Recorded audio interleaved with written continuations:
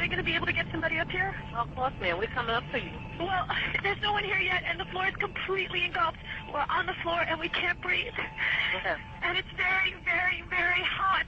Okay. All I see is smoke. Oh, please. I'm going to die, aren't I? No. Say your... I'm going to die. Ma'am, say your prayers. And we're not going to think positive because you got to help each other get off the floor. I'm Now. going to die. No, it's so hot. I'm burning up. Hello! Help! Hello, ma'am?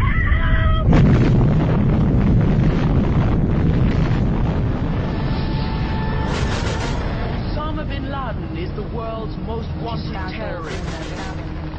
Many to fight the Bin Laden's terrorist organization Al-Qaeda. Terrorists And punish those responsible. Punish. It's a vast empire. I want justice.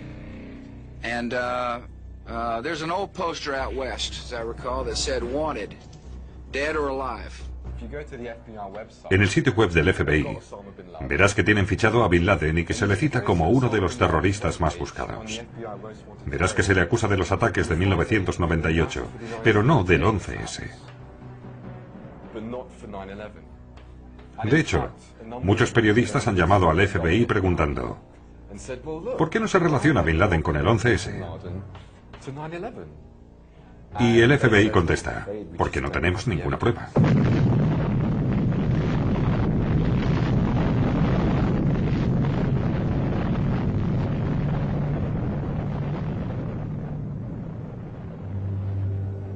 Y esto es solo el comienzo.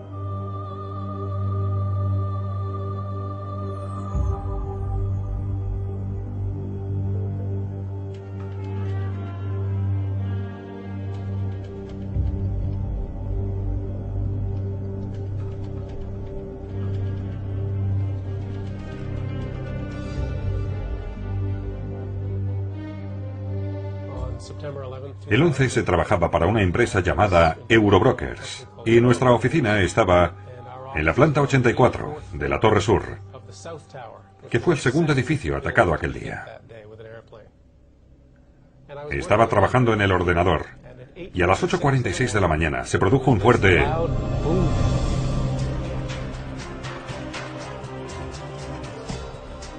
A las 8:46 segundos, el vuelo número 11 se estrella contra la Torre Norte, causando grandes daños entre los pisos 93 y 99.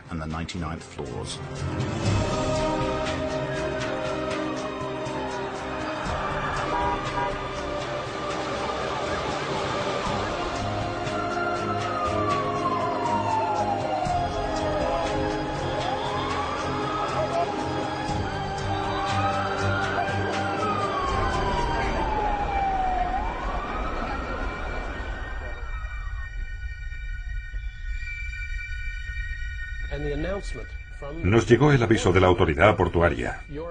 Atención, por favor. El edificio 2, nuestro edificio. El edificio 2 es seguro. No hay necesidad de evacuar el edificio 2.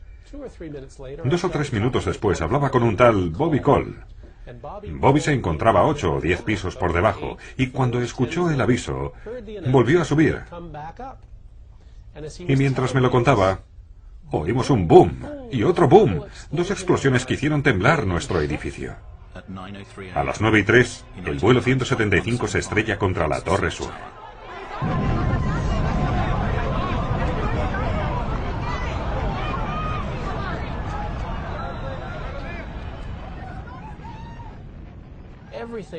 Todo estalló en nuestra habitación. Estábamos en el piso 84. Lo que no sabía era que el segundo avión había chocado 6 plantas por debajo, en la 78. Y por tanto, que estábamos a solo 6 plantas por encima del impacto. Manténgase detrás de la cinta amarilla. Despejen la calzada, suban a la acera. Oí golpes al otro lado de la pared. Y gritos débiles de socorro en el 81. Cargué con una persona que me dijo que era Superman. Después se me cayó encima y me dio un gran beso. Nos levantamos, nos sacudimos del polvo y dije, venga, volvamos a casa.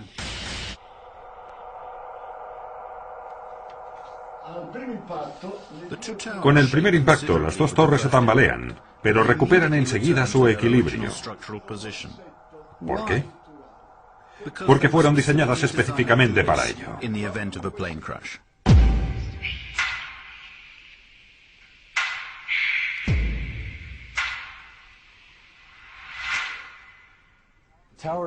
Las torres eran muy sólidas, como árboles. En un árbol, sus fibras están interconectadas entre sí, y por eso, si lo doblas, el árbol puede absorber la tensión.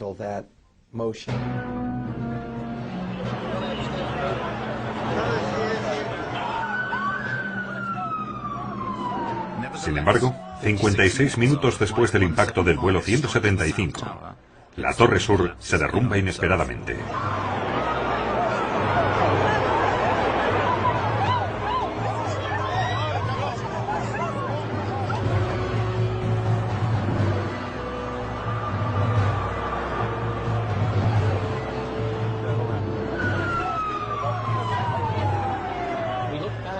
Miramos hacia el World Trade Center, hacia la torre de la que acabábamos de salir, y la vimos venirse abajo. Nos quedamos boquiabiertos. En 8 o 10 segundos la torre se hundió sobre su propia base y quedó pulverizada.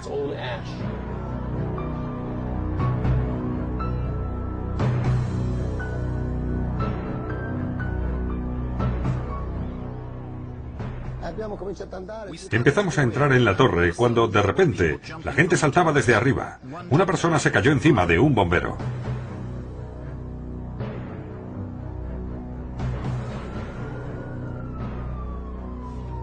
A las 10 y 28 minutos también la torre norte se derrumba.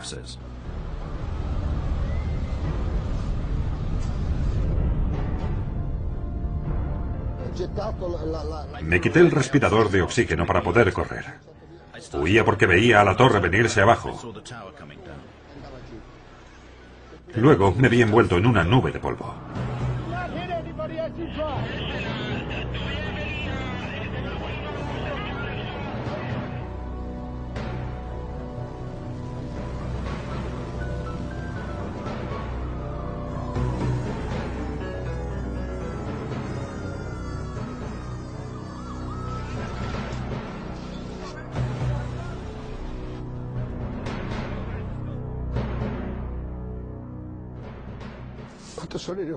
Cuando llegué a casa, toda mi familia me esperaba. Tuve la suerte de volver a casa con mi familia. Todos mis amigos no regresaron nunca.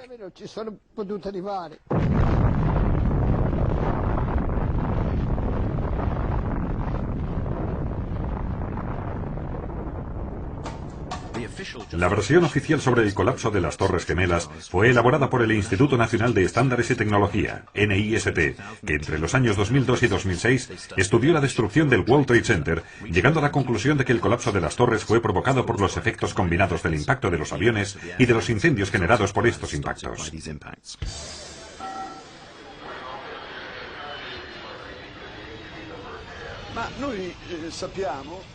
Sabemos, por las mismas personas que diseñaron y construyeron las torres, que deberían haber resistido el impacto de más de un avión. Entonces nos preguntamos, ¿los constructores imaginaron que los aviones podrían chocar contra las torres sin combustible? Pensaron quizás que los aviones vuelan por la fuerza del viento.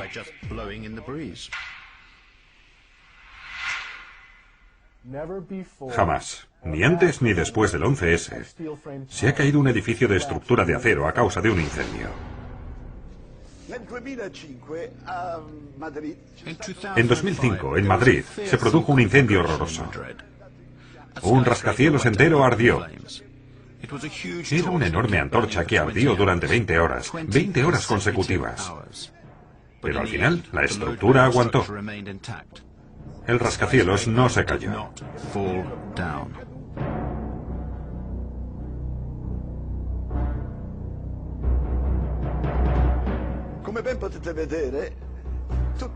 Como se puede ver, el edificio está envuelto por las llamas. Este edificio estaba todavía en construcción. Sin embargo, se mantuvo en pie.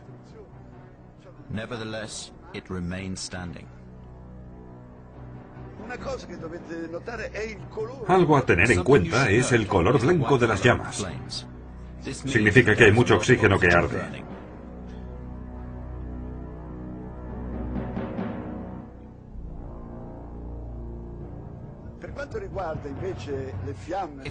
En el caso de las llamas de las torres de Nueva York, vemos que su color es un rojo oscuro y el humo es negro. Los incendios en ambas torres produjeron un humo denso, de color gris oscuro, casi negro. Esto indica que al fuego le faltaba oxígeno. Y bien, a pesar de esto, 55 minutos después toda la torre se derrumba.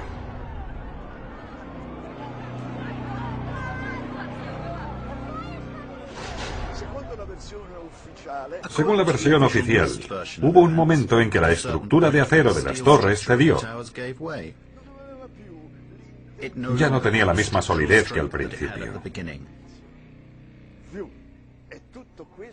Y todo esto a causa del calor, de un calor inmenso. Aquí hay algo que suena raro. Sabemos que algunas personas lograron bajar desde lo más alto, atravesando la zona del incendio más intensa.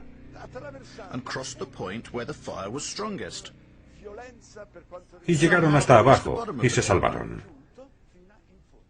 ¿Cómo lo consiguieron? No lo sé. Cuando miré hacia abajo no vi llamas. Pensé que valía la pena intentar bajar todo lo posible. Cuando llegamos a la planta 78 las paredes permanecían firmes, salvo una grieta por donde salían llamas. No había un infierno de fuego. Más bien me pareció que al fuego le faltaba oxígeno. Seguimos hasta la planta 74 y ya todo era normal. Las luces estaban encendidas y desde abajo subía aire limpio. En suma, temperaturas no muy elevadas, como podemos comprobar por la presencia de esta mujer, precisamente en el punto del impacto del avión.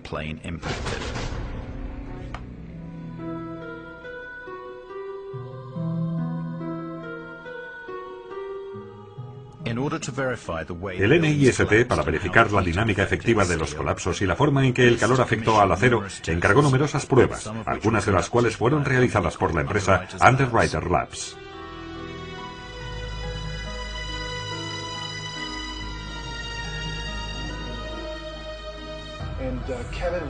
Kevin Ryan, un ex empleado de Underwriters Laboratories, cuestionó públicamente el informe del NIST. Una semana después fue despedido de la empresa. Hicimos pruebas sobre modelos de escala en agosto de 2004. Y las pruebas desmintieron la teoría principal de la caída de los edificios, la llamada Pancake Theory. La teoría en que los pisos se quedan apilados. En nuestras pruebas los pisos no se hundían. Y se hicieron en hornos con temperaturas mucho más altas, durante mucho más tiempo. Y aún así los pisos no se hundían.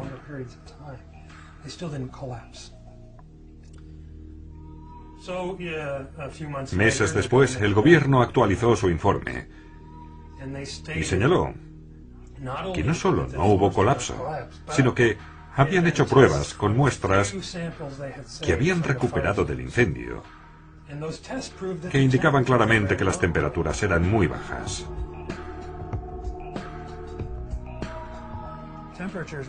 Las temperaturas no habían sido suficientes, ni siquiera para debilitar el acero. Y sin embargo, lo que dijeron fue precisamente eso, que los pisos colapsaron y que el acero se debilitó.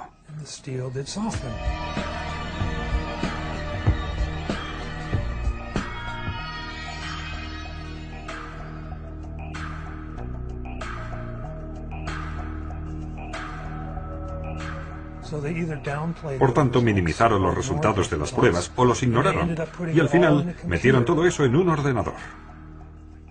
Gracias a los ordenadores, el NIST consiguió corregir este problema. La teoría pancake fue sustituida por la teoría del acortamiento por doblamiento. Según el instituto, el calor debilitó los pisos que comenzaron a doblarse hacia abajo. Los muros exteriores de las torres también se doblaron hacia el interior hasta no poder soportar el peso de las estructuras superiores. Su última teoría procede casi en su totalidad de la computadora, y el ordenador no es realmente accesible. No nos han permitido revisarlo. Tras investigar durante 1 año y medio, descubrí que no solo contradijeron los resultados de sus propias pruebas, sino que además manipularon los parámetros de prueba. Se duplicó una cosa y otra se partió por la mitad. Por ejemplo, su versión dice que los aviones llevaban 13 toneladas de combustible. La aviación civil dice que fue un promedio de 6,5 toneladas. Por lo tanto, se duplicó, está claro. También se duplicó el tiempo de exposición al fuego. 90 minutos en lugar del que sabemos que fue. 45 y 50 minutos en uno y en otro edificio.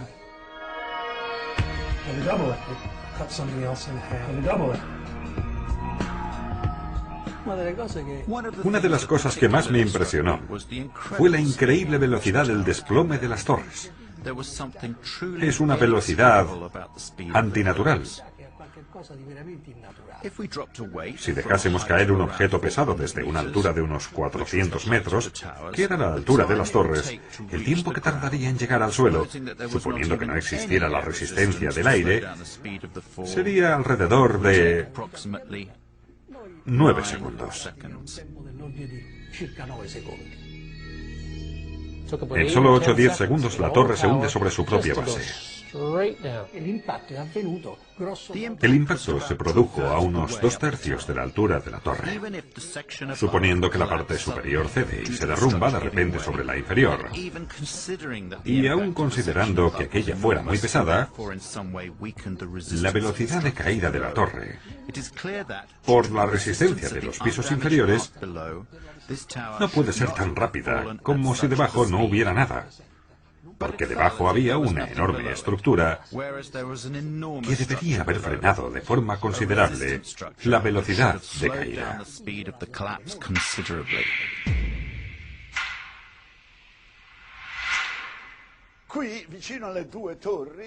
Aquí, cerca de las 2 torres, hubo otra gran torre que fue alcanzada por los desechos de esta torre y que también se derrumbó.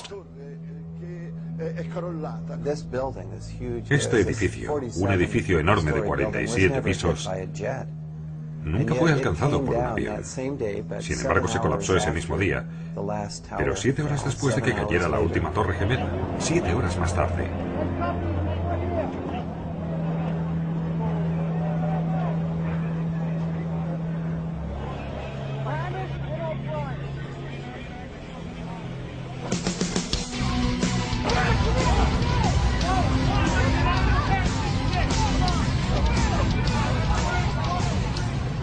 Hemos medido el tiempo de caída y es la velocidad de caída libre.